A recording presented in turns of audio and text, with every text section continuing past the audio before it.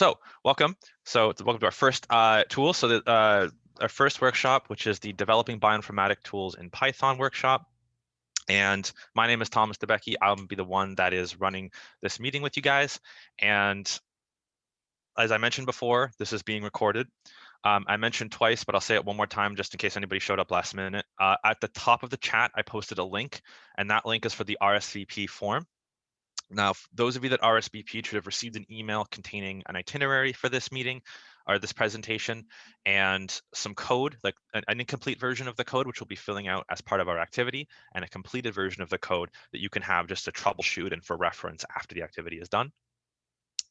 If you hadn't either gotten signed up for the RSVP sheet or found this information on our social media, then if you at least fill out the Rsvp form afterward, I can email you a copy of the code that you can take a look at after the presentation, and then I will be around in the coming days to email if you guys have any specific pointed questions. I try to get back to you as soon as I can with those.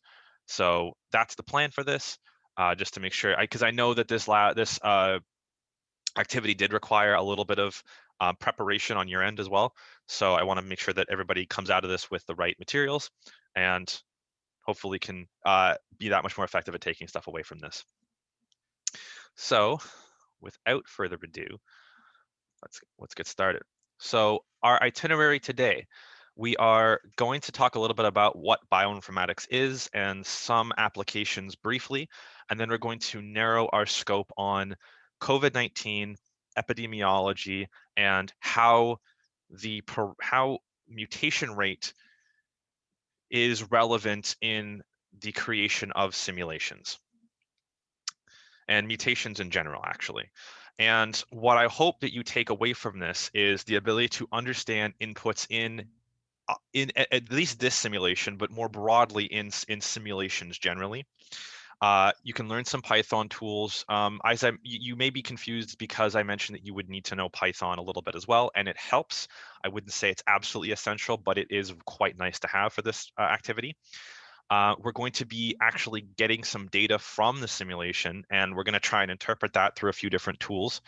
And lastly, I want to talk about the limits of this model specifically. So we're using, I'll give you a little bit of a brief on what we're doing toward the end of the presentation, which is looking at what's called an SEIR curve, which is the susceptibility, exposed, infected, and recovered curve. It's a sort of a general model for viral outbreaks in a population, and we're going to talk kind of a little bit about the pros and cons of that at the end. And so bioinformatics is the intersection of biology, statistics, and software. So bioinformatics as a field started out of necessity to keep track of all of the massive amounts of data that biology was producing. So in genome sequencing, for example, you would have thousands and thousands of values in tables for the base pairs, the DNA base pairs. And you would have to have a way to index certain sections of those pairs to access information that you would need. And so it sort of came about initially as a way to store and access that information. Statistics comes into play on more of a when you want to analyze trends in something. So I talked about epidemiology, and we use statistics to model rates of infections, peaks, the flattening the curve sort of idea that we've been exposed to for so many months comes about from this. You can also do things like getting confidence intervals for certain values. You can find standard deviations, distributions, analyze the data in a ton of different ways. And lastly, software we use is very important because the software we select determines what we're able to do and how efficiently we're able to do it. And it becomes increasingly more necessary when these wealths of information grow to the hundreds of thousands or beyond in the case of some of the stuff we'll talk about in the next slide. So some applications of bioinformatics. So I mentioned genome sequencing, and you can also do things like different gene mapping methods. What that is you line up strands of DNA or sequences of DNA, and you compare the two to look for similarities and look for mutations. For data mining, so whenever we use Facebook or a social media application or really any web application, most of us, if you've seen documentaries like The Social Dilemma, you know that all of our information is being collected and mined, and there's software that's being implemented to try and find relevant trends, so user data, which can then be used for marketing purposes, among other things. It can also be used for, if you have, for example, data on patients with a type of like a disease or a heart cancer, perhaps, you can see sort of trends among those patients to see if maybe there's a specific source, and you can then extract relevant data. You can also study the interactions that protein have with one another and with itself, and with DNA. Just among a couple, but we're not going to talk. It's a very broad field generally, so we're not going to talk too extensively about it. We're going to narrow it in. So to start understanding what the model is, I wanted to sort of explain what we're modeling. Now, I mentioned epidemiology, and epidemiology is the study of things like viral outbreaks. And one of the most important points that I thought to talk about was mutation rates in viral strands generally, and specifically mutation pertaining to COVID-19. So COVID-19 is an RNA virus. And that is significant because RNA viruses don't have the checks and balances that stop the slow mutation rates that more advanced organisms do. So on the left side, you see a fitness curve, which I'll talk about in a second. On the right side, you see a mutation rate per site relative to genome size. So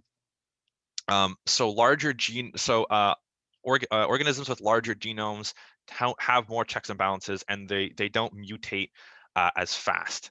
Why does that matter? Well, when COVID-19 is introduced to a new environment, it mutates fast regardless, but there is a higher likelihood that if the environment that it is in is not suited to itself, and that it doesn't promote reproduction of the virus, aka otherwise known in this case with this graph as a low fitness, such as in point A, there's a higher likelihood that some of those mutations that happen randomly will be beneficial. Whereas if it's in an environment that it's already very fit to, there's a almost 100% chance that the mutations that it undergoes will either be non-consequential or harmful to its reproductive rate. And this is important because COVID is able to potentially mutate such that it can survive hostile environments, which is relevant if you were looking at making a vaccine for it, or looking at sort of parameters for the spread of a viral outbreak. So it can spread very fast. The rate of infection, therefore, could be very high. And this is significant to understand when you're looking at how good the model that you're making is. Whoops. So next, we were looking at COVID-19 specifically and its mutations. So COVID-19 has mutated since the virus started in January, I believe, is when I wouldn't consider it wasn't an epidemic at that point, but there were instances of it, I believe, in Wuhan. And it has since mutated into the S strain and the L strain. The L strain is the most recent. So this data was taken as of April 11th. Excuse me. So this is significant because I think the S strain is what actually spread globally, and the L strain, which it has more recently mutated in, which is actually a mutation of the S strain, is more. It spreads faster, has a higher rate of reproduction, and it causes more severe symptoms. And one of the ways it can mutate. So I talked a little bit about mutations and how it can mutate. Is you'll see if you've seen pictures of COVID online, it's likely to look something like this, and they have these red sort of extremities around it, and these are actually what is loosely called protein binder spikes. So the way that the COVID virus actually reproduces, it requires a host to reproduce. It doesn't do it on its own. Is it binds to receptors on your epithelial cells. So that's why when they swab at the back of your throat, because it binds to those cells, and then it reproduces. It uses you to reproduce. So that's one possible type of mutation, and with that known, we can look at epidemiology as not only the spread of things like viral mutations, but also the change in those viral mutations as the virus mutates. The change in that spread rate as it mutates. So epidemiology, I found a definition from the government health, and it is the branch of medical science that investigates all the factors that determines the presence or absence of a disease or disorders. And it looks at things like how many people have the disease, how the numbers change, and how it impacts the society as a whole. Which is why it's very important to have a model that can accurately forecast what will happen, which is very difficult for a number of reasons that we'll get into a little bit later. So some of the things, just to elaborate a little bit, some of the things that epidemiology looks at is incidence. So the number of new cases that happen in a population over a period of time, the number of existing cases in a population, the cost of this illness to healthcare services, both in terms of like financial cost and also use of resources. So if somebody's occupying a stretcher in a hospital, then somebody else can't if they're sick for a different reason. And generally the burden of the disease to the society as a whole. So us having to be on lockdown is considered an economic burden because we can't go to work if that work requires us to be in close proximity to one another. So all very important. So the takeaway from this, one of the takeaways, is that there are many things that can go into the input parameters of a model, which is what we're trying to make. And also many reasons why it's important to have and understand accurate models.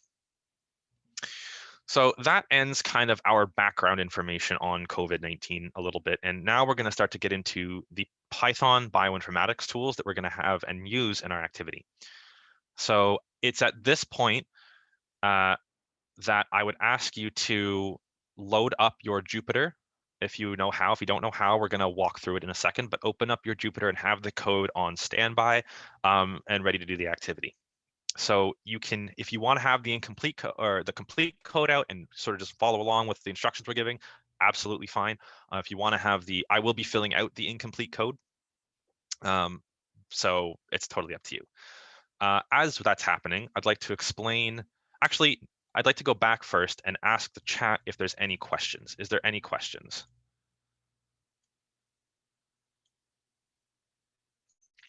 Or are there any questions? Just give that a minute. Okay. So there's one question, Lauren, I think I already answered yours previously. Is this another question?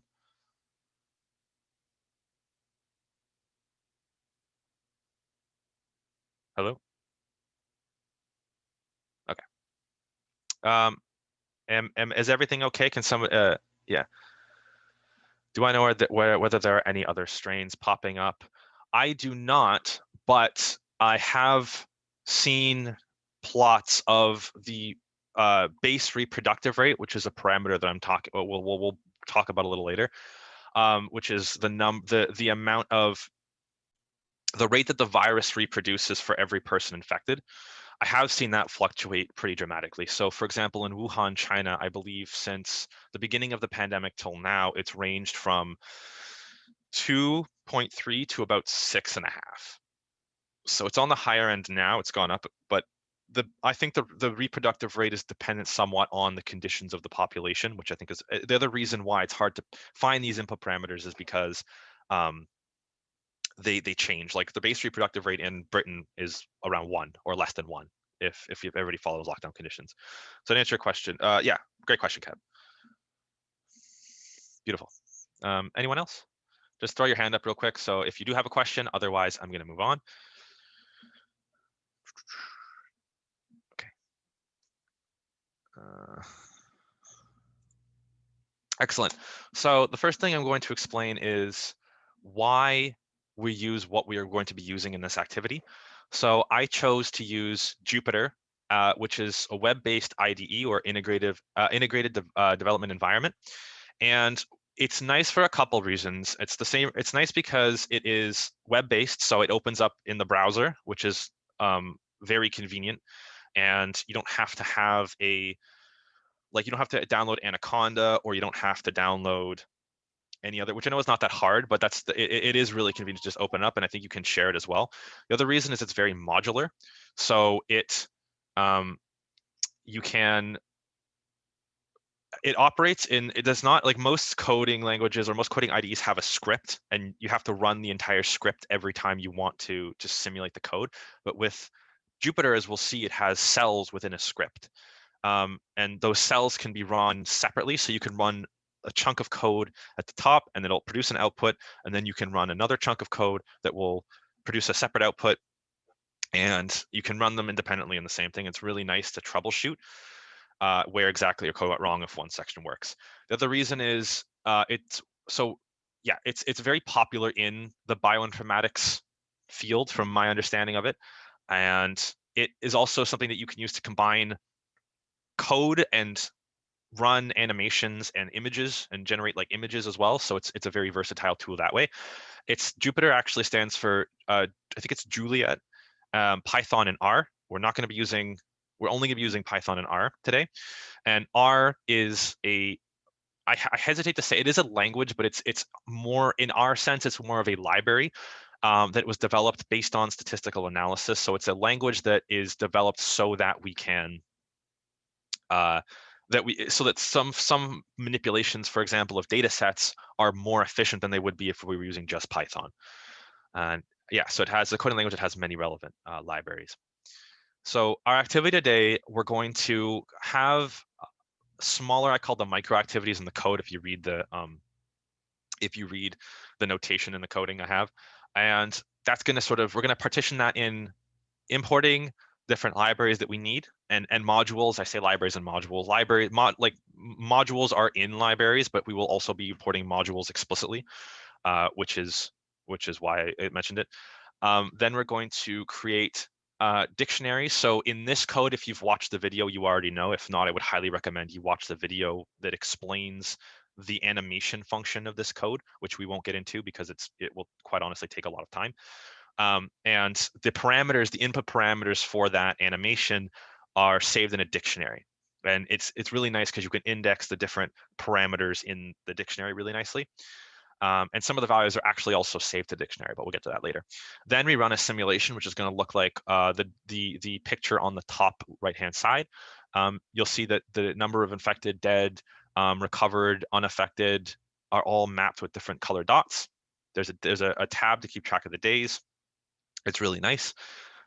If you have low populations, it also flows really smoothly.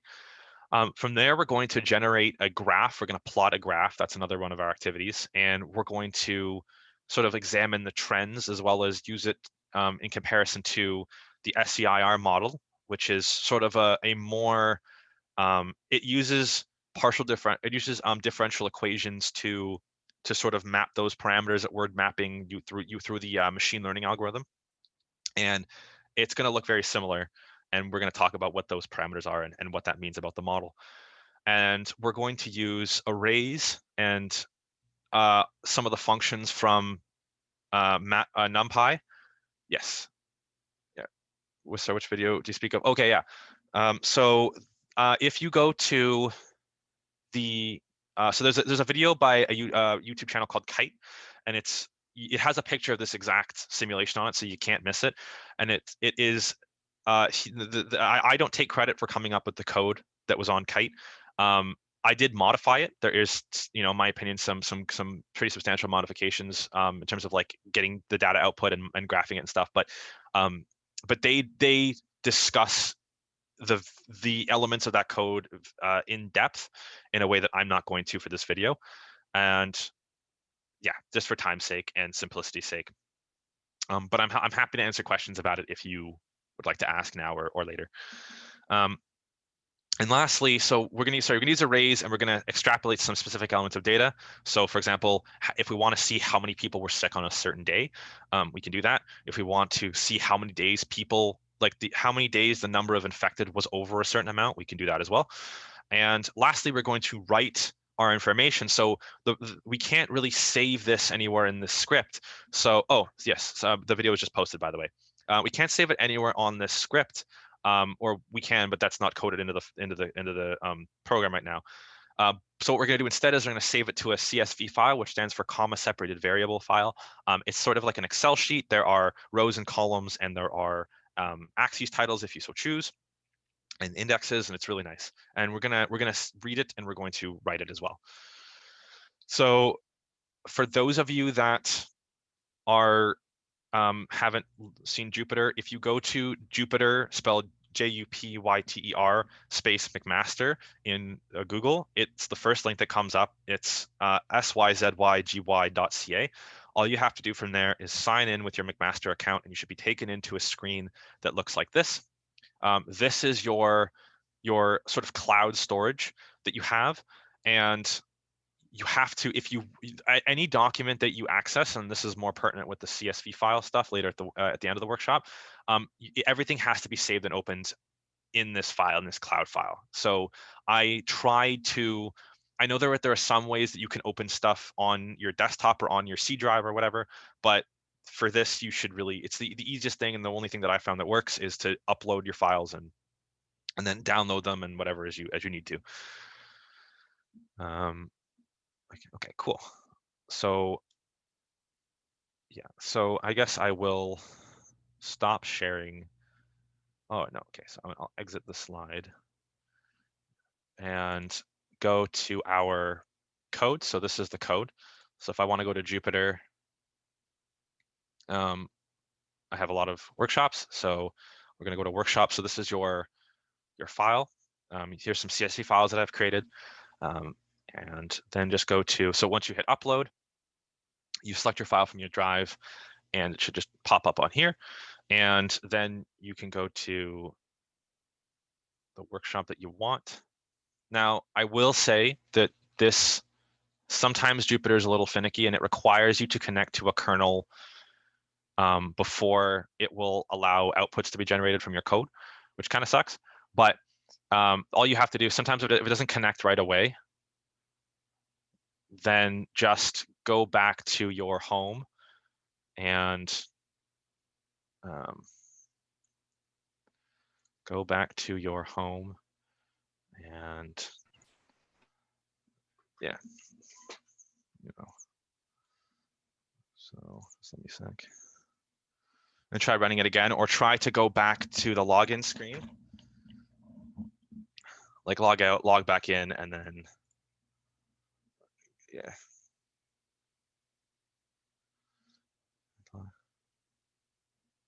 So no. Okay. So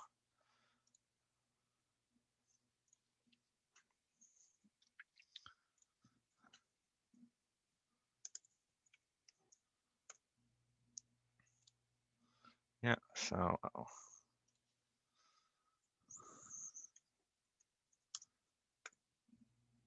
so just Jupyter McMaster, log in, and okay, perfect. So just as you can see, McMaster log. Awesome. Okay. Well, that's stellar. I'll be right back.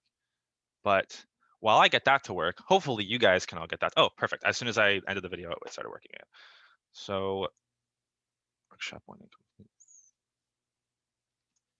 As you all know, there's a rule that all software goes swimmingly whenever you're presenting. So, okay, so now it works, it's connected. And our first activity, so I will explain the breakdown of the code. So that was all I wanted to do, was show you how to get on it.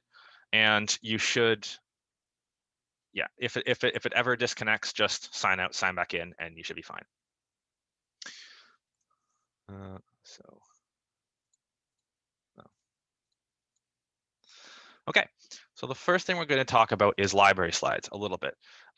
So a library is a set of reusable codes. So it's a set of specifically like modules. So modules are functions that can be imported. So a script is a series of function or series of code that you have to run in, like presently you have to be there when you run it. So what we're running now is a script. If we were to import elements of this script, those would be modules.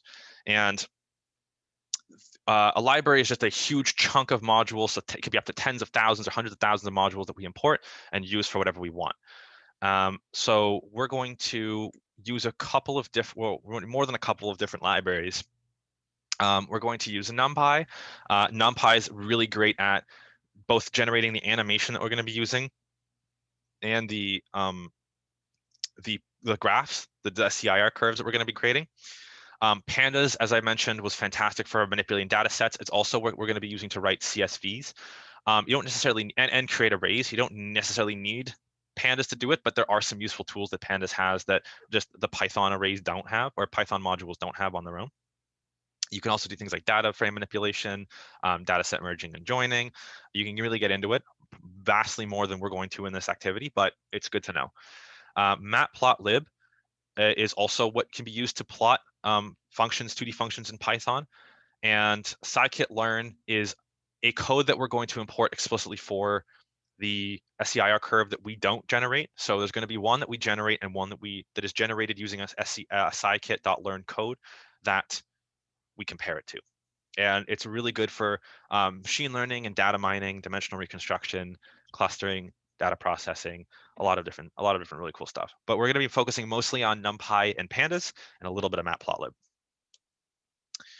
So we can start by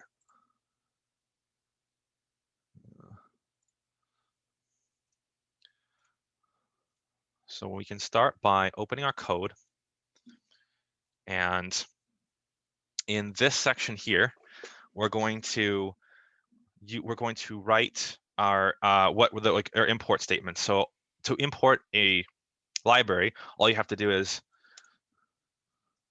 import, and then I'm gonna import matplotlib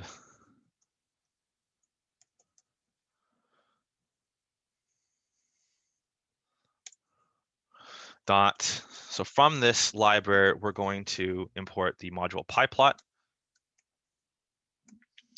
as PLT. Now the reason that we use as is so that when we're referencing, or when it is referenced later in the code, we're going to we're just going to say pyplot dot or plt dot animate for example, right? So we don't have to say matplotlib.pyplot dot animate. It's a convention thing and it saves a lot of time. Next, we are going to import. I'm just going to copy paste here.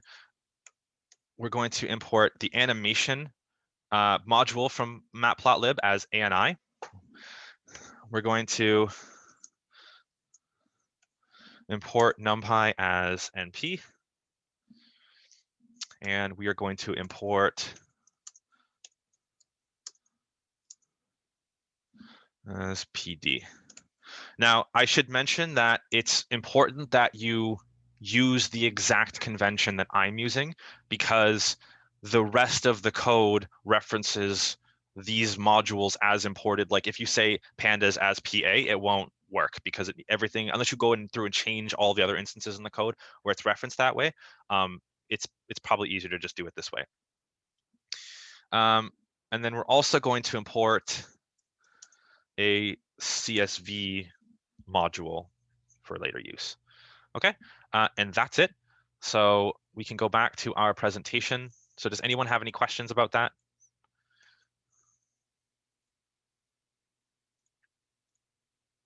Is everybody, I should probably also ask, is everybody okay with this format, or would you prefer just using a show of hands if I should just do the whole thing and then go to the code?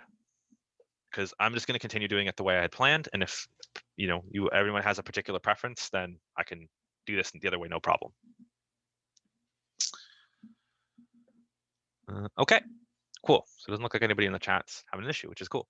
So next we're going to talk about a dictionary and parameters. So a dictionary is, as you see here, a collection of data with assigned sort of like almost indexes, but they're in this case they're strings. They're marked in quotations. The color, the are not.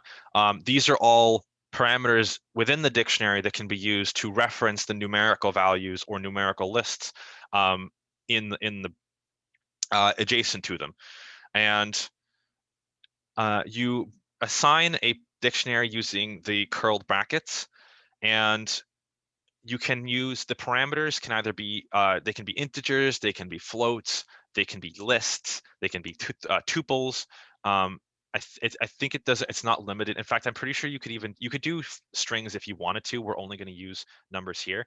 And I've also had assigned some values to empty lists here. Now, as you'll see in the code, okay, so as you'll see in the code, the name array underscore days and array underscore infected is a little misleading. They're not arrays, they're lists. I'm aware of this. The reason being, with arrays, you are unable to append, at least as far as I know, you're unable to append lists of different lengths.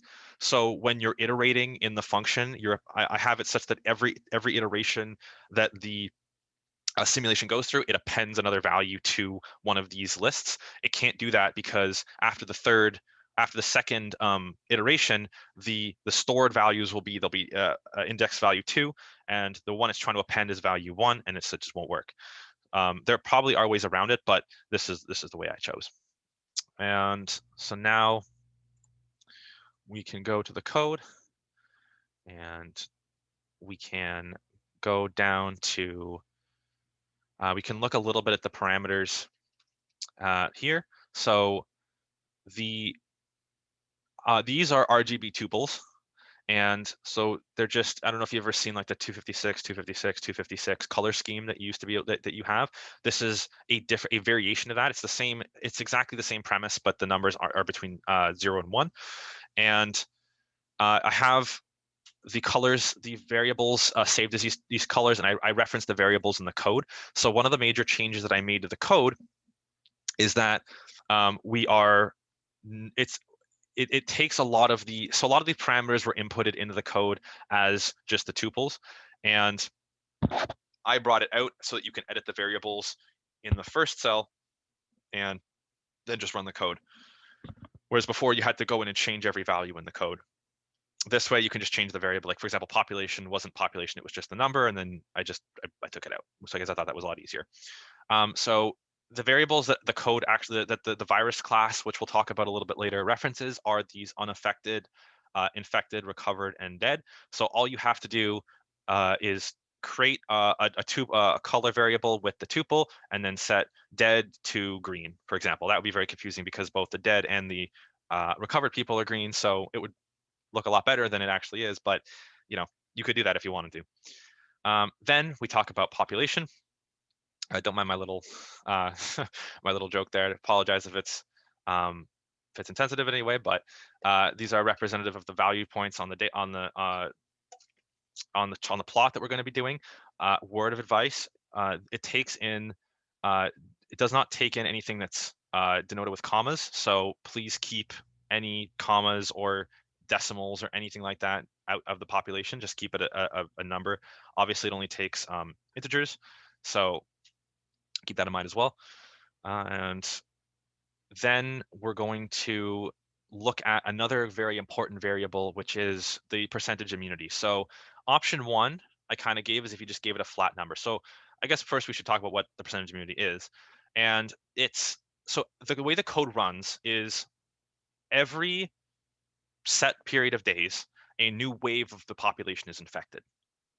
And every time a new wave occurs, a percentage of those people will have been exposed but will not develop symptoms. So if you have the percentage immunity set to 1,000, set to 10%, and you have 1,000 people, then 1,000 people will hypothetically be exposed in a wave, or if 1,000 people are exposed in a wave, then 900 of them will be infected. They will develop symptoms and they will be able to, in this example, reinfect other people, whereas 100 of those people won't. And the way I sort of rationalized that was that you could say these people were exposed to somebody maybe who had the virus, but they had some kind of a mask on, or they were social distancing, or they were taking the precautionary parameters.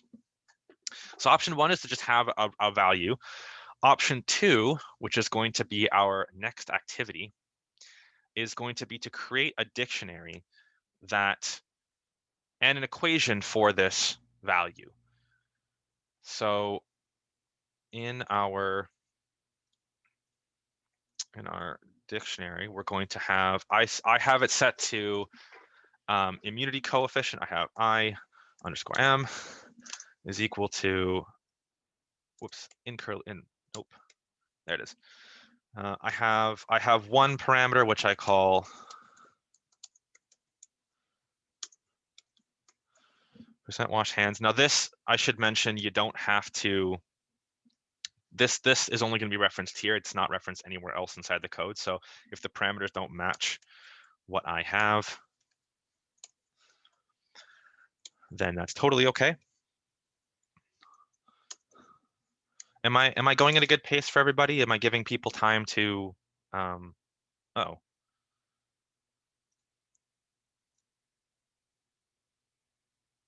Cool. So we're a little ahead of ourselves. Where were we? So I'm just going to, am I giving everybody time, enough time to do this? I hope so.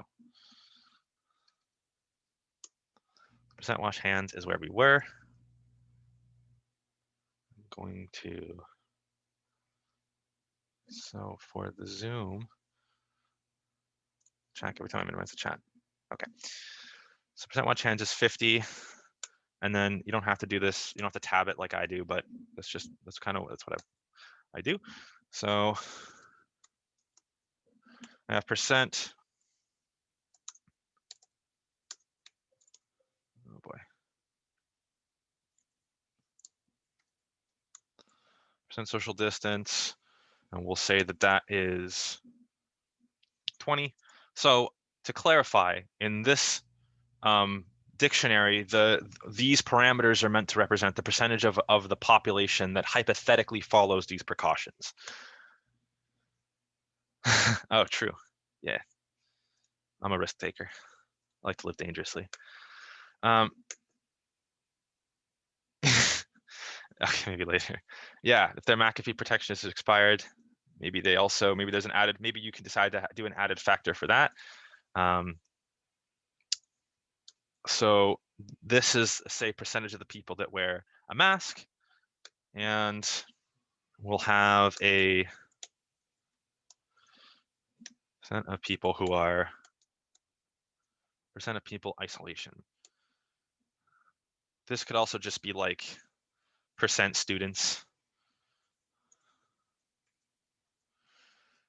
So people who are completely cut off from the rest of the world would be in these categories. And then if my notation is correct, should be fine.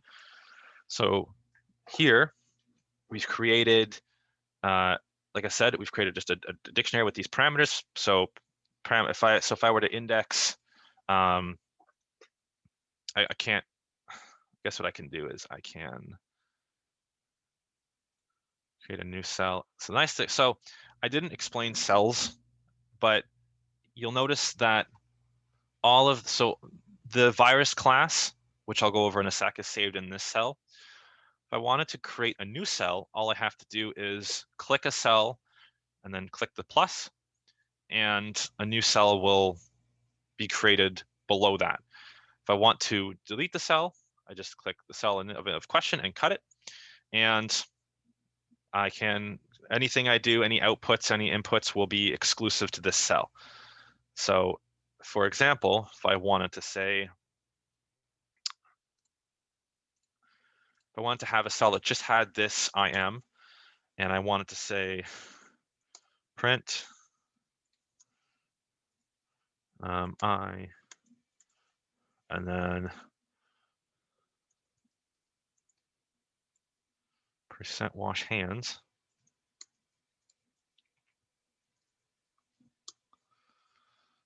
And then I ran it, right? It would print out the value that was associated with that parameter. So it's really useful if it works. I hesitate to say this, but you can index it similarly to an array, where all you have to do is have the dictionary, and then in the square brackets beside of it, have that parameter. You could probably also do. Can you index it? Let's see if you can index it as an array. No, it won't let you because it doesn't have those ordered arguments that the arrays and lists do. So if I had a list, I don't know, and I had 50, 30, 25. That's, yeah. And then I wanted to print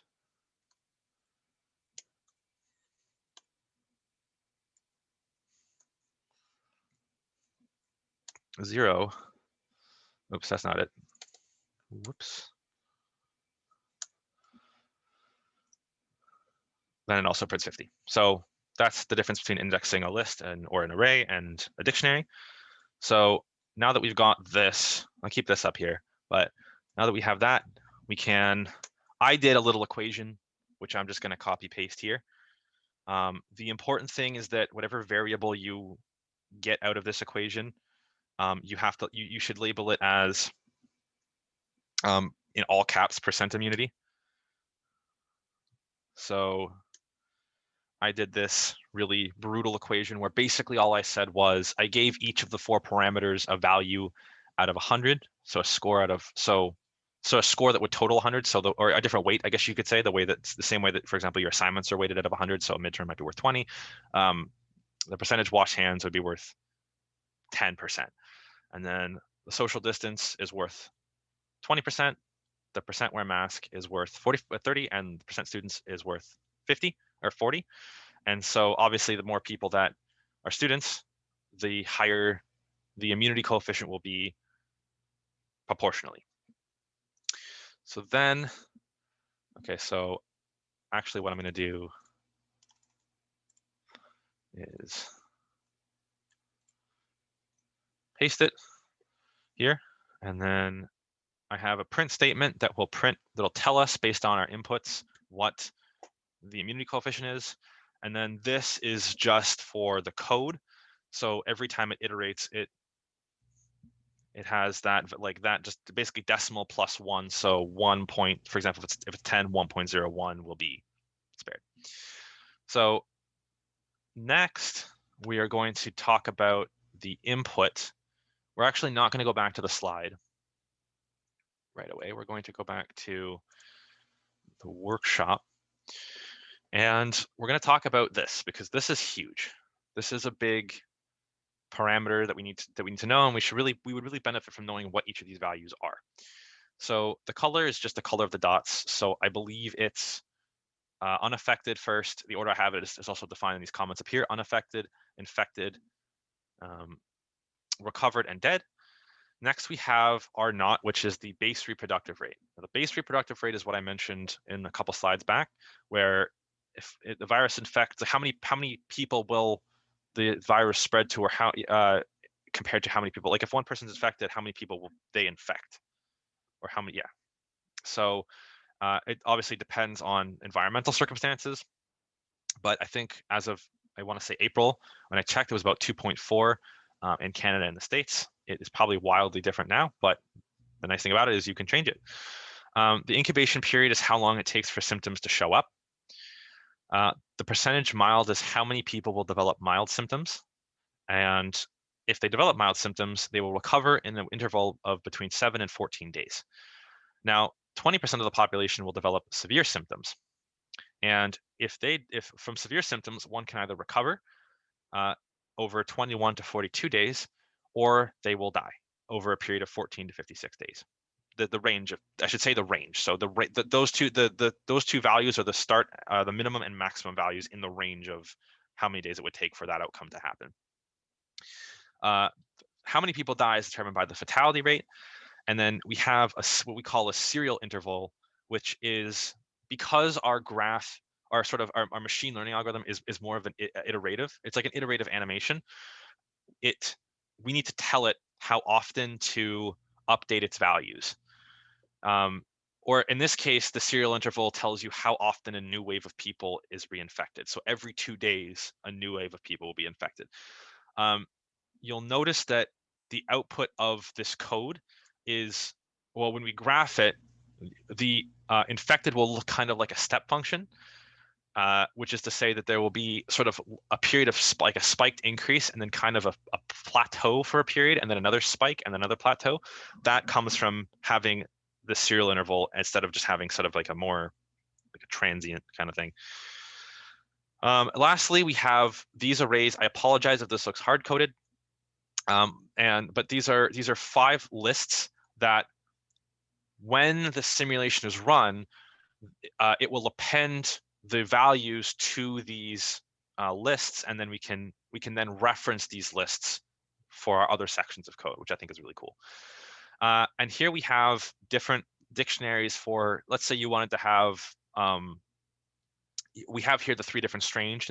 These aren't updated to the recent data. But if you wanted to have really the biggest thing I changed was for like the L strain I had, you could have a recovery rate of maybe 3 instead of 2 because it has a higher base reproductive rate, and you could have an interval. If the serial interval at its base is 7, we can have 5. You could totally just update these parameters as you go. And now on to this. So if you've watched the video, you know what this code is, but the way that I understand it, that I hope will be helpful to you, is that really all that you're doing is coding inputs for this here, this animate. So it uses the ani dot function, which is, if you recall, I believe it was matplotlib.ani. Yeah, matplotlib.animation as ani. So that value is matplotlib. Sorry if this makes you nauseous.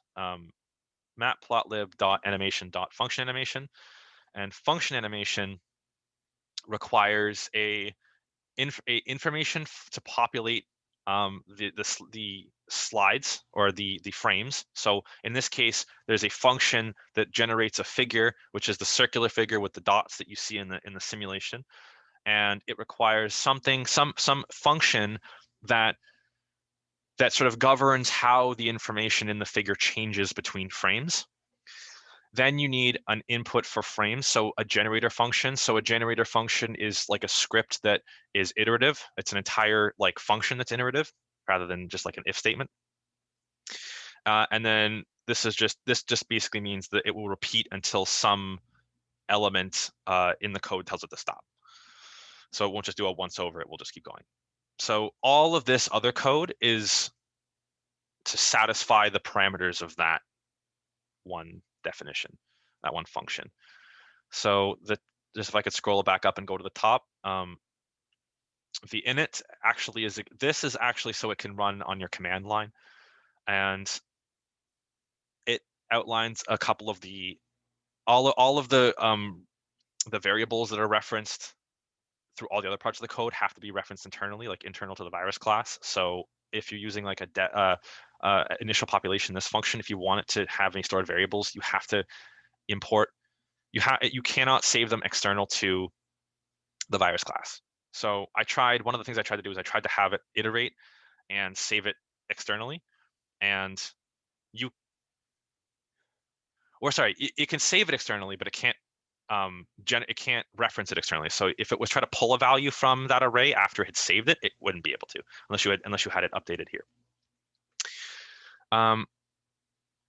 Then we're not. So that's just all the math behind how it iterates.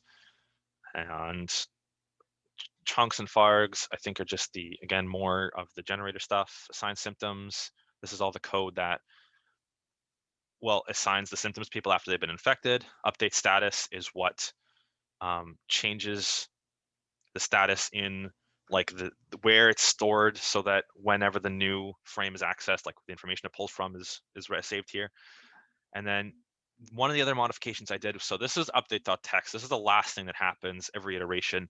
And all I did was I created a variable, and which was an empty list, and I appended it every time it saved a value, or it put a value on the text below the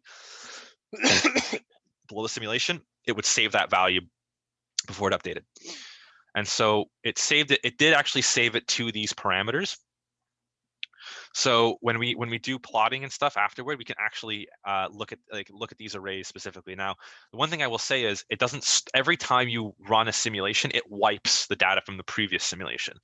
So if you want to save those values, let's say you want to have a table, you'd have to like copy paste that table somewhere else and then run another simulation and then save it, and so on and so forth. Or have multiple of these functions running in different cells in the code. I don't have that here. Just be careful that whatever list you're referencing when you run this, it's completely wiped. There's nothing in the list beforehand, or else all the values you get afterward will just be messed up. I speak from experience. So lastly, we define this main function as just basically it runs the animation and it shows it. And so I plugged in the parameters of L. I think I chose L arbitrarily, also because I selected L, like the people that are infected, to be shown up as orange, which is really nice. I suggest, I have yellow here. Don't use yellow. Use red or use any other color. Yellow hurts the eyes. And so when we run it, % isolation. Okay, so there was an issue. Oh, so okay, that's a lie. I did reference. So I did reference. That's the other thing too, is it tells you exactly like what part of the code doesn't work. So in the equation I have isolation. So it's an isolation, then I run it, and voila, we have a figure number where it iterates, it updates the days, and you get this beautiful spread. It's actually really interesting. If you have a chance, you can look up how they get that circular sort of spread on the graph. But they use a certain function that they found. But that's all in the video. And below that, we can see the number of infected change, the number of dead change, the recovered, and the unaffected change. What we're left with is the people who have been recovered, the people who have been exposed to it, but were not infected and were not symptomatic, and the people who are dead. And it tells us at the top how many days that took. And with that, we can kind of go back to our workshop and talk a little bit about the results. Actually, I changed my mind. We're not going to do that. We're going to actually plot it first and then talk about the results. How is everybody doing so far? Any questions, any comments? No, if anyone's hand is raised, awesome. Yeah, you guys, you can also put like thumbs up and like emotes in the chat, like a streamer. So that's pretty cool.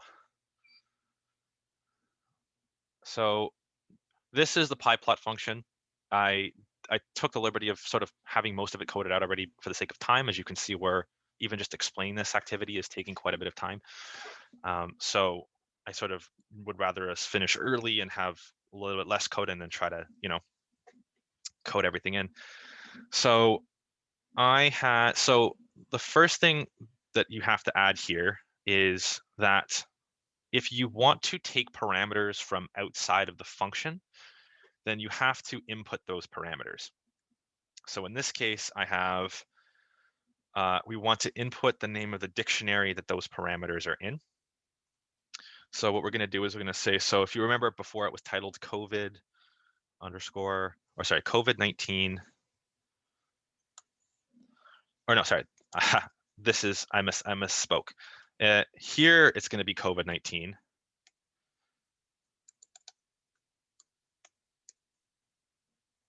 Whoops. Oh boy, COVID-19, and then params in all caps, like we're yelling, and then an L. So that's the dictionary that we had defined in like the top cell with all the parameters. And now what we're going to do is we just need to say that, okay, this function takes parameters of some kind, this is arbitrary. This doesn't, like the fact that this is params and this is params, it's just a naming convention. Basically what we're saying is this is going to be a dictionary, and it's going to be up to the user to enter what dictionary these files are going to draw from. So we're going to plot four things. We have four things. We have, you plot, the way you input this is you input the values for the x-axis and then the values for the y-axis.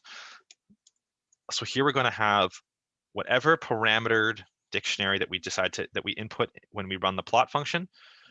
I want it to access the parameter array days, whoops, as the x, and then I want it to access the parameter array infected as the y. So to save time, I'm just going to copy the x into all four. Since the x is constant for all four, we're plotting every one of them relative to the day. So that simplifies things. And then we're going to do params array dead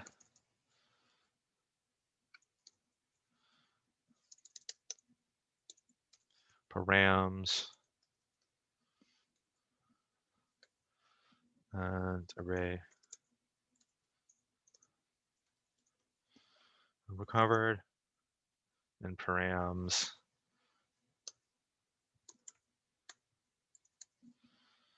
unaffected.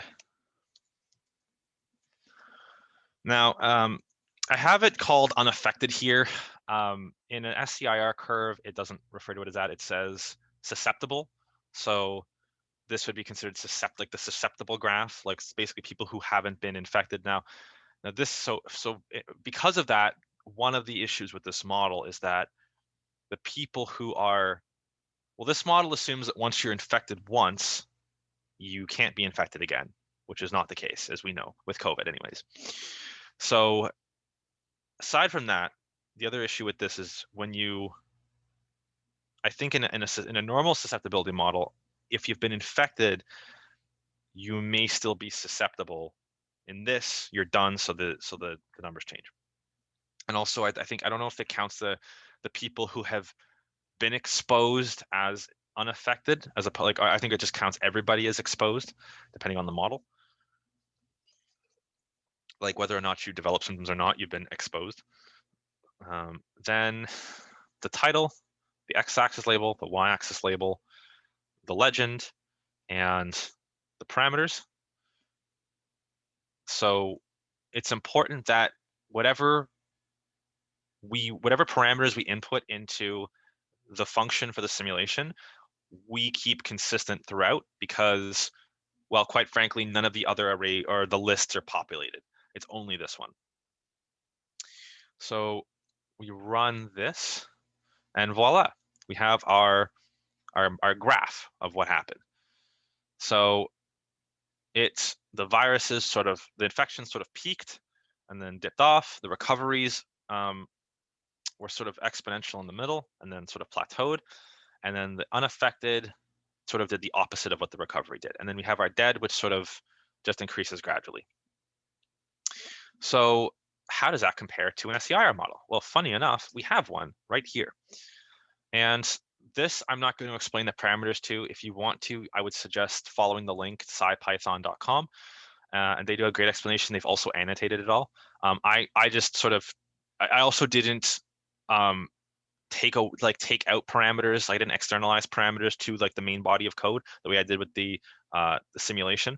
So you actually have to go into like the lines and change it manually. So beta, I think the mean recovery rate is, or the infection rate is 0.4 on contact, and the number of people is 2,600. But if we run it, oh, one other thing is that this imports SciPy, and it imports an integration function, and each of these values So each of the values we generated here, kind of through simulation, are generated through integrating equations. And as we see, when we run it, it gives us this lovely plot of the number of infected and time of days. It's all smooth. And if so, that would be one commentary of the model, is that, is it a good model? One of the reasons, that one of the areas it lacks is in not being smooth. Not smooth, but it's not as fluid as it is in real life. This is a step function where it assumes that nobody gets reinfected for X days, and then all of a sudden everybody gets infected, rather than, and then it iterates accordingly. And then which for that reason, it might have a higher infected rate because less people have a chance to recover before the new wave starts, or it might have a higher death rate because more people die because, for I don't know, for whatever reason. So now we're going to talk. So I kind of talked a little bit about how this looks already. So the real world implications. So an SEIR model view is one of the models that are used to sort of predict the spread of viral outbreaks. And the reason that these two models look so similar is because a lot of the input parameters were the same. So at the very end of this, I'm going to talk about how these, like, more accurate, one might say, models differ from this. And I want you to think about, going forward, how the parameters that we've input into this simulation, so like differ from the real world. So one example of that, which I'll tell you now, is a fixed population. So we're looking at a fixed population. Funny enough, I chose the population of Northwestdale for this. I also simulated it with, how many people are in Canada? 500,000? No, sorry, Hamilton, 500,000 people. It will run, if you run, I've simulated it with 12 million people, because that's kind of the scale of this, is to the 7. So it runs. It'll take it a little bit of time to run, but it will get through it eventually. And yeah, it'll run like this. But the population doesn't change. People don't come in. People don't leave. Another thing, as I mentioned, is people don't get reinfected. So once somebody's recovered, they're good. And that's also what this model assumes, which is why it's very compatible. That's very much not the case in real life. So as I mentioned, the SEIR curve plots the number of people who are infected, recovered, or susceptible over a period of time. The x-axis is time, the y-axis is number of people, and it's calculated through a mathematical model, which is predominantly made up of differential equations with certain input parameters like base reproductive rate, the rate of recovery rate per day, that kind of stuff. And this is what we get. I highly encourage you to look at, there's many models like this that are similar. They plot similar things, but have different input parameters. So I would highly encourage you to look at those if you're interested in this kind of epidemic modeling. And the other reason I chose to do it like this is because it's very simple. Like, it's very intuitive, and you can understand kind of the inputs versus the out. Some of the parameters, it might be like a higher order differential equation that you would have to, like, or a higher like a higher function, like a higher magnitude function that you may not understand as easily just by visualizing it. But this one, you can very intuitively think, okay, I can see. So the susceptible people come, they're higher at the beginning, and then it degrades over a slope, and then the recovered increases incrementally over time, and then the infected sort of peaks in the middle somewhere and comes back down. Like, that makes sort of an intuitive sense, which if you're modeling it with sort of networking in mind, it would be very, very complex. So now we're going to look at how to interpret the data that we got from this simulation. So one of the ways we can do that is arrays. And an array is it's like a list, in that it's an ordered sequence of values. Now, in the case of an array, the values are homogeneous in that they are all of the same type. So they all have to be integers, or they're all strings or floats, but they're all the same type. And or even the values in an array can be lists or arrays, but they're all lists of some kind of equal index, actually, as well. Usually equal index. So you index an array similarly to how you index a list. Whereas if you have in the example here, you have The virus, this is a list as well, but it can be it's just as easily an array. Like all you have to do is virus equals numpy.array, which we'll talk about in a sec, and then you have your values separated by commas, and you index it in the way that I showed you earlier with how to index a list. So what? Okay, I'm going to talk about that later.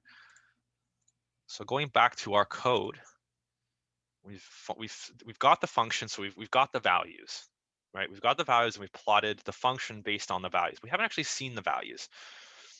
So I just did some basic print statements that print the COVID-19, like in this case, the COVID-19 params for the L dictionary. You could easily swap that out, and it prints out the array for the list for days, the list for infected, and the list for dead. So for this case, there was 89, I believe it was days, 86 days, and there should be 86 values. List of days. Params L.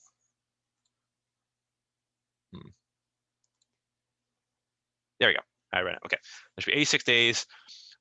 Here you can kind of see, okay, well, on like the 84th day, 3 people were infected still, and 60 people were dead, had died by that time. Now, what I decided to do with it was as a sort of a ways to interpret it and show you the properties of arrays sort of in one go. I decided to sort of do like get the differential, almost do like a differential equation, but in the really like really like brute forcey way, where I have these empty lists, and then it basically goes through these lists, and then it takes this value, subtracts it from this value to get the difference in so for example on day was this 5 or day so day 5 it was there's 4 people infected, and day 6 there were 18. So that means on day 6 18 or 14 new people had been infected, so it determines the rate of infection. And so that aside, I wanted to show you all what we can do with those values. So if I wanted to find, so this is specifically, so I also saved them to so these ones aren't, these are just working with the list, but you can also, I saved them to NumPy. Yeah, NumPy arrays. Yeah, so these are NumPy arrays. So these are arrays and these are lists. So for this list, what we want to do is, okay, the max number of people infected on a given day. So for a list, so this is the max number of people that were infected total in the population, right? So for that, we take our array. Ooh.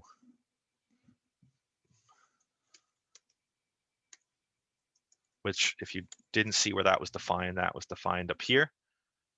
Again, I apologize if this is really hard code, but I'm a Mech-Eng student, so give me a break. And we want it to, yes, okay. There's a .max function that we can do, and that will give us the max values. Now I'm going to print this all out at the end to show you the outputs, but spoiler, I already did it. So this was for the previous iteration, but and the maximum was 1,748 people that were infected on on any given day. That was the max. And now, well, I want to see how many people were infected total. Like how many people did the virus infect from the time it started to the time everybody had recovered. So for that, I just do a sum function on the list, and it sums up all the variables in the list. Since all the variables are integers, no problem. And now what I want to do is I want to see, okay, well, how many people recovered each day? Or the number of people recovered over the last 14 days. So I have to just move this over. So for this, what we're going to do is we're going to use an index, and that index is going to be, we can actually define an interval to index. So we say, okay, I have this list. I want to look at values 3 to 10 in the list in order. So all we have to do is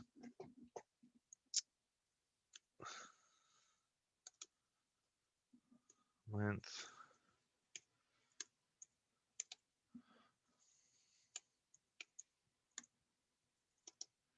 So from the length of this list, minus 14. So I said the last 14 days.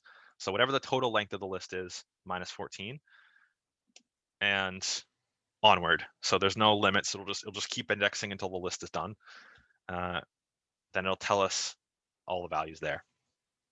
Next, what we want to do is we want to look at perhaps the number of people that were infected between an interval. And in this case, I want to sum them up. So I want to see how many people were newly infected total in those days. So that's the difference between the track.infected. It's the total number of people that were infected in the whole population at that day, and inf_rates, which is the number of people who were newly infected during those days. I hope that makes sense. So this, again, we're going to use a sum function. We're going to use a sum function and just have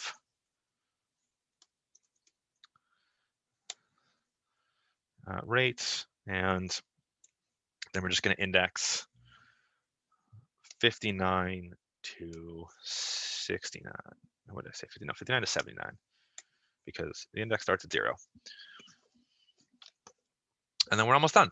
So what if we want to index a specific point? So I want, oh, sorry. So no, my intention with this wasn't actually that. My intention with this is, what if we wanted to have a combined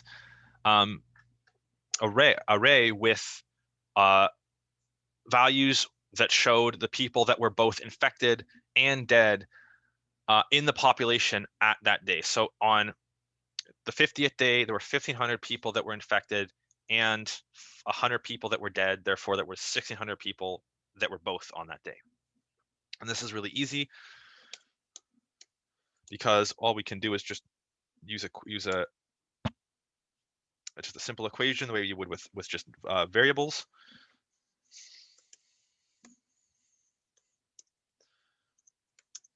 And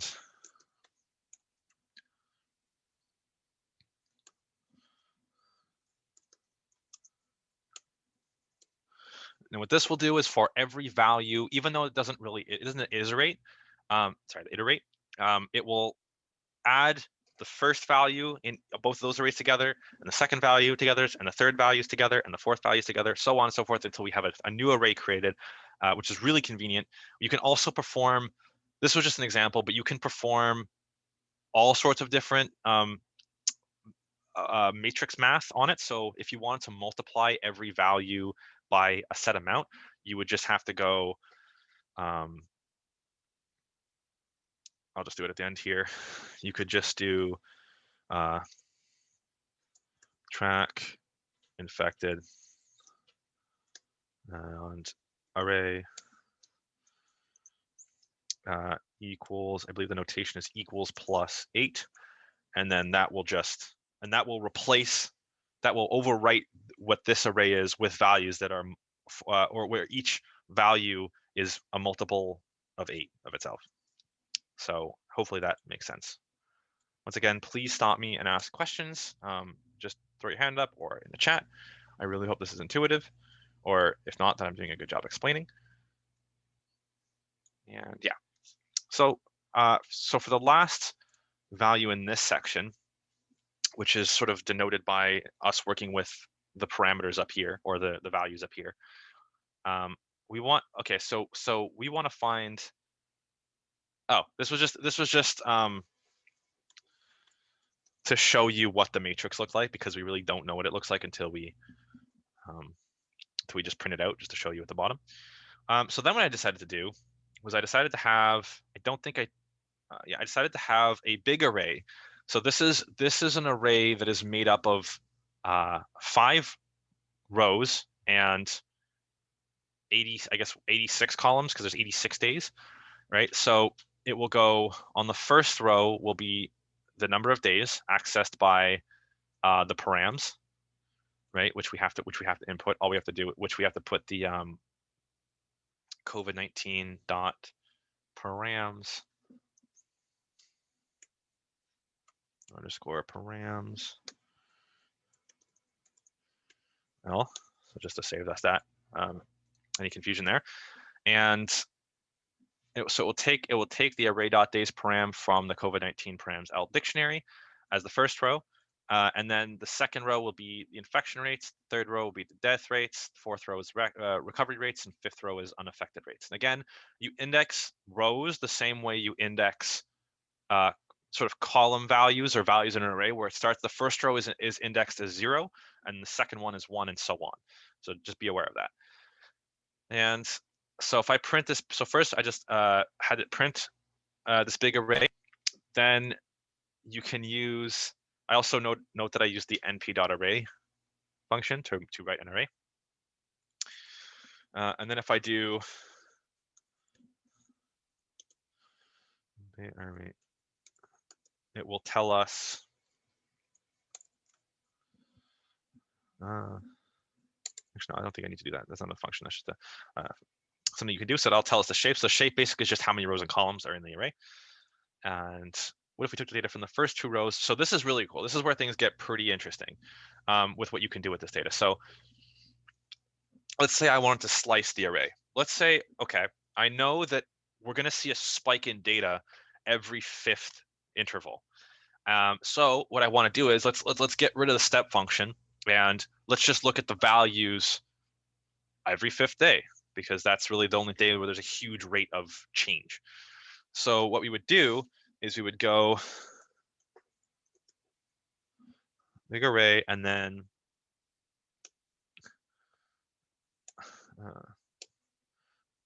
so this is the start and end. Yeah, so this is the first row. So this basically means that it looks at the first 2 rows. So the index would be 0 to 2, but you can also just put :2. And then if I want to look at the values in the columns, this sort of denotes columns. And I want to look at every 5th value in the column. If I had put a value here, it would be like I look at from the 3rd to the 5th value of every column, but I don't want that. I just want the 5th. So that will show you what that does later. We're almost done. Also, I have these /n/n's, which make it look really nice because it kind of puts spaces in it if you don't know. And then, okay, what if we want to look at how many died? This is integer indexing is what this is called. So you pick specific well, they're almost like row column points for your array, and you can look at them. So what I'm going to do here is I'm going to have this big array. I'm just going to copy paste just so we're not strapped for time. We still have to write the CSVs, and that's going to take a little bit. And the first value I'm going to index, so this is the first set of brackets. There's actually 2 in this case, is the rows that we're going to look at. So we're going to look at rows 2 and 3, and then we're going to look at columns 69 for the 70th day and 59 for the 60th day, right? So row 2 is actually the 3rd row because it indexes from 0. So that's going to be our death rate as defined in the array. And our second row is going to be infection rates, or sorry, our third row is going to be death rates. So how many died on the 70th day? 1, 2, 0, 1, 2. It's going to be the row, and 69, 0 to 69 is the 70th index value, so we put 69.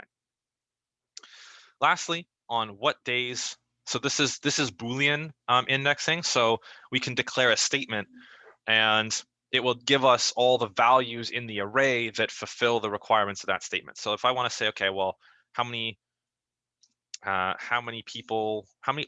what days were the number of new infections higher than 5, I can say, okay, we're going to look at, so on, so for the days, we're looking, because what we're asking is on what days. So we're actually, the output is going to be the days, so it's going to be the first row. Does that big array, the row, the value of the first, of the, I guess the second row in the array satisfy this function, right? So it's a bit of a complex thing. So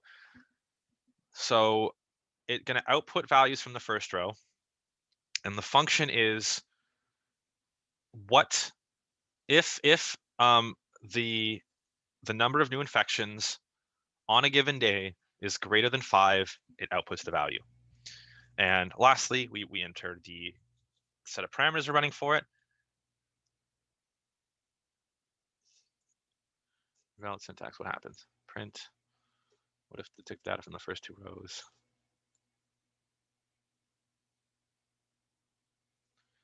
Every 5th day. Where did I do that?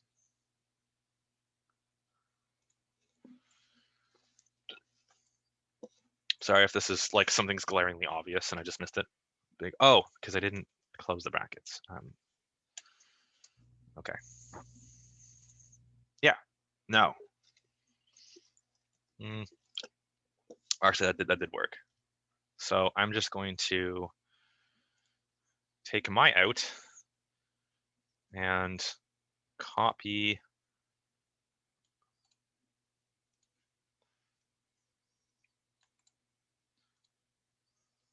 Okay, run it. Oh.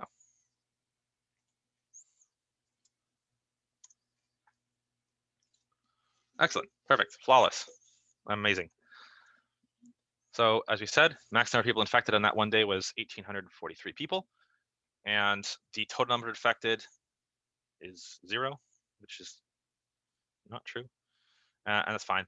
Number of people who recovered last day of the 14 days was 4, and then 2, and then nobody recovered because everybody was fine or dead. Number of people who were infected was 200. That's interesting. Okay, so this is not what I was hoping. Those are the correct functions, but there's obviously something I misplaced that was incorrect. So I'm just going to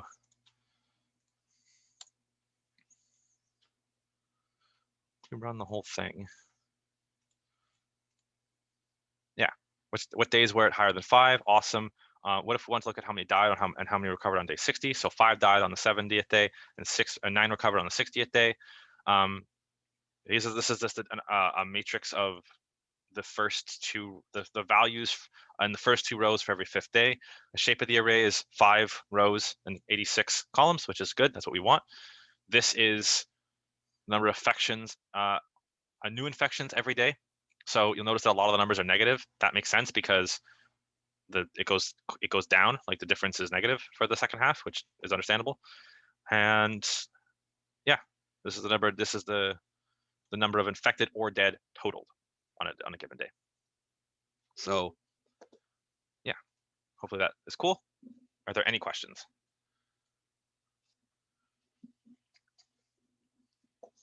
How many? How's our viewership? Oh, still a lot of you. Wow, great. So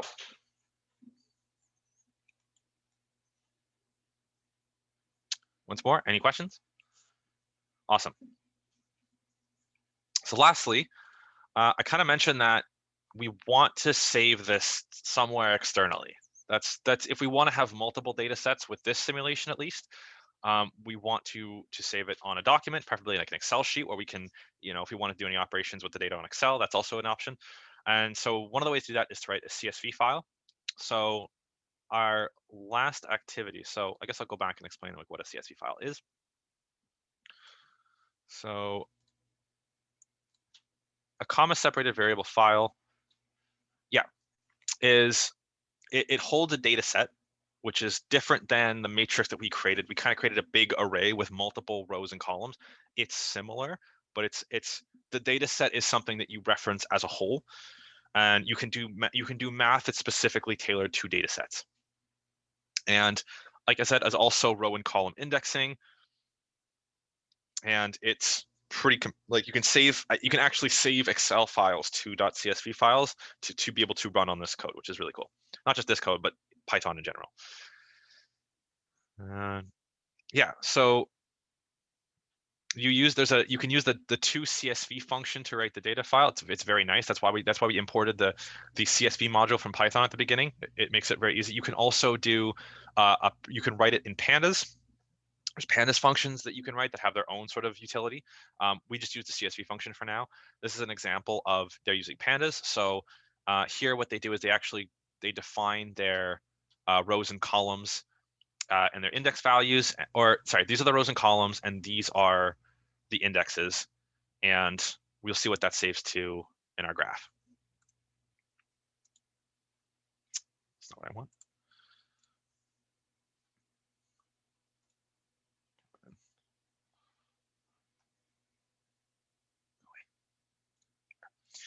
So first we're going to write to a CSV, and to write to a CSV, I already left sort of the parameters here. So this is the index, the sort of the title, and then this is what values are going to occupy that column. You can kind of, a spoiler, you can kind of see here what it looks like. So index, so I have, the reason it has index, like it has the title as index, is because I set it to that when I coded it. I think it's, oh yeah, I have to code it yet. And then yeah, values descend. And it's really helpful because there are also a ton of ways that you can index data sets, which I don't have in this activity because we're running out of time. But I would, again, there's tons of tutorials that show you how to index data sets.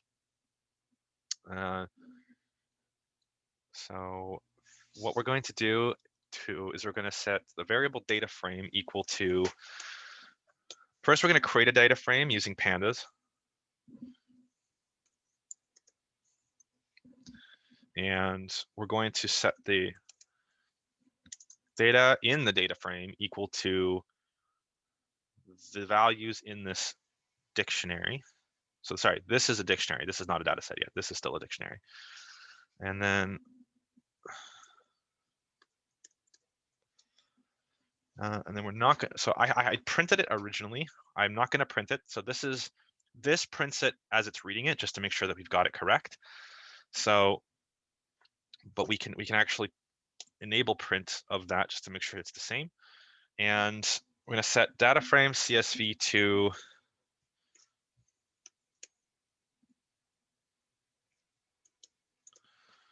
data frame CSV dot to underscore CSV, which is the, whoops, that's the function. And then we're going to input, oops, what the name of the file that we're going to save it to. So this is workshop 1 complete data .csv. So when we go to our folder, we're going to see it's going to save to this file. This file should be should populate this, create it and populate it. We're going to say index is equal to true. All that is it shows you like the index. See how it's got this index column on it? That's just what that means. It will still index it. It's basically just it shows you. Okay, and then we're going to do index label as index. So that's just so the index that we just agreed to show, it's going to label it index just so we can see. And then that's it. So when we run this function,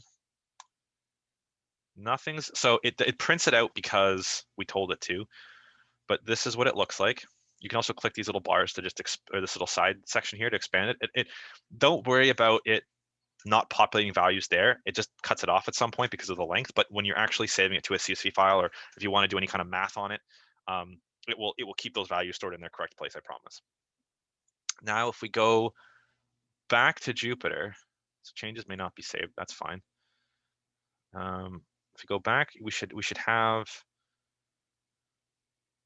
a workshop.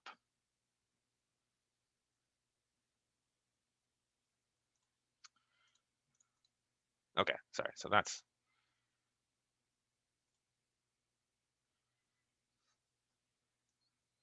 so this was from our previous simulation, print.data frame,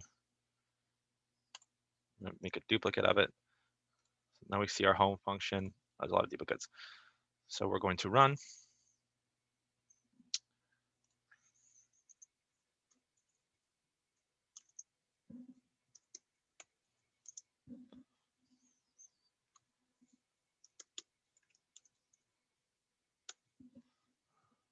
Equals index parameters. Okay, so the parameters are good. That's good. We run it.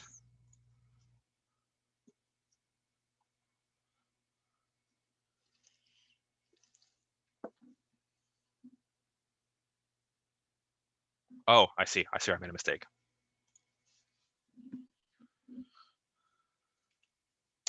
Sorry. These are the values that we're referencing, not, I don't know. This is the variable saved as. So that was my mistake. Okay, so it should save. Now if we go home, we'll see workshop one, complete data.csv. Open it up. And voila.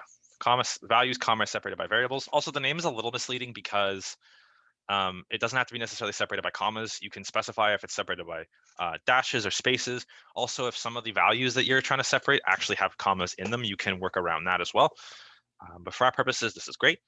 And okay, so we have something like this. Let's say we have multiple simulations that we want to open up multiple data sets to plot them. Then all we have to do is go create a read function, read.csv. And all we're going to do for read.csv is we're going to use pandas underscore read CSV. It's really as easy as that. As long as the file is saved onto our folder, we can pretty much just copy the name directly.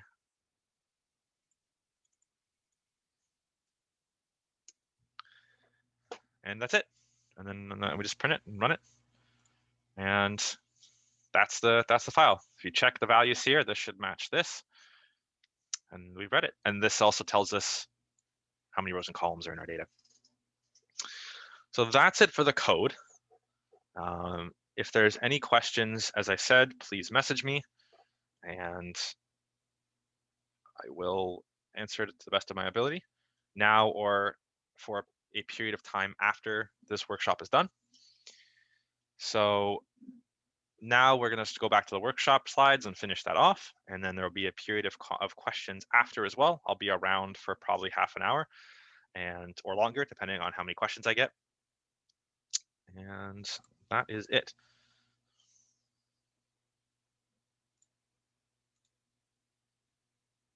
Okay, thank you. So lastly, so we analyzed our model. We talked about how it compares to other world models and kind of the pros and cons of it. And that's the kind of question I wanted to leave us on, aside from maybe to reiterate what our goals are. And to answer our question with how good our model is, it's lacking in some areas, and it does show trends generally, but it neglects a large number of important conditions that are present in epidemics. So for example, in addition to the population not being constant, in addition to well, the recovery, like I said, you've had multiple mutations existing in the same, potentially the same population, because one person can travel. Yes, I will be posting. Sorry, somebody just asked me if I'm going to be posting the recording. I will try to be posting the recording. It may be difficult because recordings are huge. This thing is even compressed, going to be maybe 10 gigabytes. My guess is correct. So I will try, and if not, then I will maybe link to a Google Doc with it in it that you can download. I will try to get the recordings out if I can, or I'll post it on our website or something like that. Sweet. And so some of the other factors are, what if there's actually a YouTube channel called 3 Blue 1 Brown, which did a really good video on it. I haven't linked it, but if you want it, I can link it in the chat. And it talks about networks. And so like we assume in this model that people follow the guidelines consistently. So people wear their masks throughout the entirety of the infection. People social distance. People they stay inside. That's obviously not the case. People get bored, people come back outside. And more commonly, there's actually hubs of activity. So you'll have gyms, you'll have bars and restaurants and maybe shopping malls if they're open, or schools being probably one of the most prevalent ones today. And people sort of, even if they distance through in other elements of their life, they hub together in these main points. And so they're really, this model does not account for that at all. And the other thing is, this model, like, so the chart for at the top explains the model for SCIR curve. So it's kind of, it says there's like 4 variables that sort of relate the susceptible to the exposed, to the infected, to the recovered. And in a MSCIR model, which takes into account like the change in population and change to things like immunity. Yes, Arthur just posted the 3 Blue 1 Brown video. Highly recommend watching it. Also, great channel, by the way. You know, I don't sponsor it. If they want to sponsor me for it, fantastic. I'm not. I think it's cool. And what other trends are there? Yeah, so people not following their social distancing, people hubbing together, change of population, change in virus properties. Like I said, the virus mutates, so it could very easily mutate to spread faster or slower. Development of vaccines, and I think that covers most of the big ones. You can look at lectures on the differences of networking, but from what I was able to get, those are the big ones. And obviously, this model it can't be used as a forecast because it lacks those parameters. Oh, again, the people can't be reinfected. That's a big one. I don't know if I mentioned that already.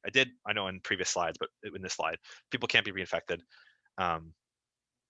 Also, different people have different immunities. This doesn't take into account age or socioeconomic status, or like where you might have better access to healthcare. It also doesn't take into account how many people are tested. Really, like we're assuming that we know 100% of the people, like exactly what state they're in. They're kind of this omnipotent like being looking at this graph and saying, yes, if I look at everybody, that we know exactly how many people are infected, exactly how many people are dead. We don't know that in real life. We know estimates of it based on who are tested and how quickly they get tested, which is another parameter, by the way, how quickly people get tested, what testing facilities are available. Testing facilities are another hub that people conglomerate at. I don't know if you've ever been to a testing facility after the schools have opened. It's brutal. I haven't for that reason, but yeah. So I think that's it. I think that, so to conclude, what you should have taken away from this is some of the basic parameters that people consider when simulating COVID outbreaks and predictive models. What a simulation would look like. Hopefully you have a nice code to sort of plug your own values. Maybe if you're interested in how fast it would spread in your hometown with certain given conditions, you can totally do that. And how some of that data might be interpreted and stored and analyzed. And I think that concludes it. I want to give a special thanks to these individuals who, some of them, they're in no particular order, were affiliated with this project through MedT. So some of them are members who worked under me to help sort of develop the curriculum for the slides or help put the slides together. Some of them are like who I'm working for. So Kevin and Arthur, they helped with the content, and Lauren helped with the content review, and kind of gave me some of the bio knowledge going into this that helped me sort of narrow down some of the scope of this. Thank you so much to everyone. I wouldn't have done it without you, honestly. And that's it. Thank you for listening. Thank you. You're welcome. Yeah, I'll be around if there are any questions in chat. That's everything. I see some of you left and came back, which is great because I was kind of low-key nervous that people wouldn't, like it wouldn't let you back in, but it did, so stellar. Yeah, and like I said, if you haven't already, please put your name into the Rsvp list. I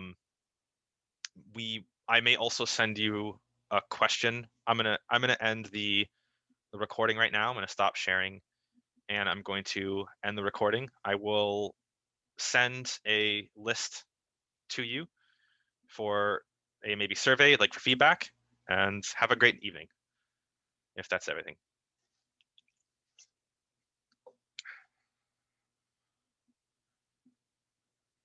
Have a good evening. Yeah.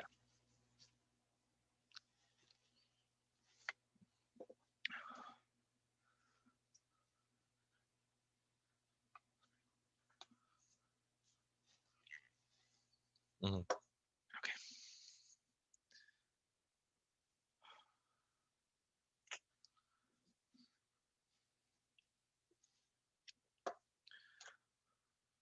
I should have mentioned that I'm going to shamelessly plug MedT events, potentially, but we'll get around to that later. I should stop recording.